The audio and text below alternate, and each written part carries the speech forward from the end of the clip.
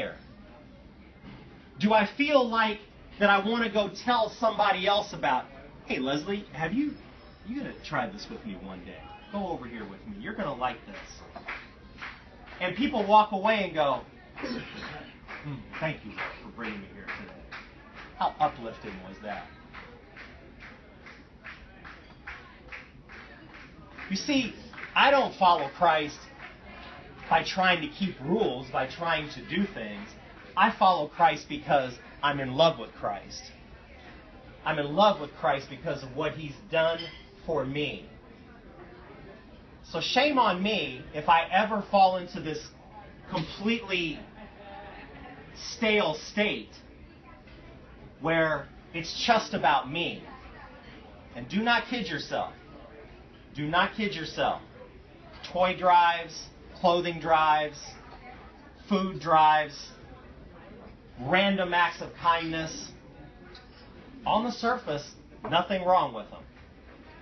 Dig a little deeper, and it's the adversary in sheep's clothing. Nobody gets saved from getting a can of food. Nobody gets saved because of the fact that somebody gave them a shirt. Nobody gets saved because you gave toys at Christmas time. People get saved because of my prayer with Josh. People get saved because I have a relative, a friend of a friend who's in prison, and I wrote him a letter. Do you know 78% of the men and women that are in prison never get a visit, never get a letter? You know what it's like to sit in a prison cell? I do. You know? You know, right? We know, right? It's not fun. It's lonely. It's depressing. It's dirty. It's hurtful. It's nasty. It's nothing good. So when you hear flowery stories of how we found Christ there, we found Christ there because there was nothing left. There was nowhere else to go. Stripped naked in the corner, that's it. There's nowhere else to go.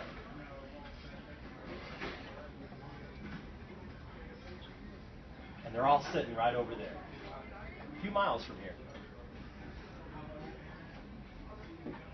You told me you were followers of Christ.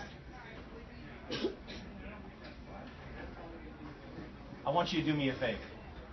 Raise your hand if you think you can do more. I know there's pressure to raise your hand. But this is what I want to tell you.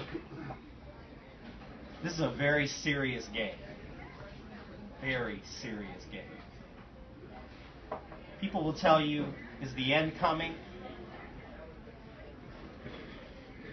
That's God. That's not me. I don't know anything about that. But what I do know for sure is God didn't say sit still and wait. He didn't say sit still and wait. And there are Marcys, and there are Steves, and Norms, and all kinds of people out here. There are people everywhere that if you just take the time to pray with them, you knock people off their socks. Do you understand that? You knock people off their socks. People are hurting. There is an endless list of clientele here. You're never going to run out of customers.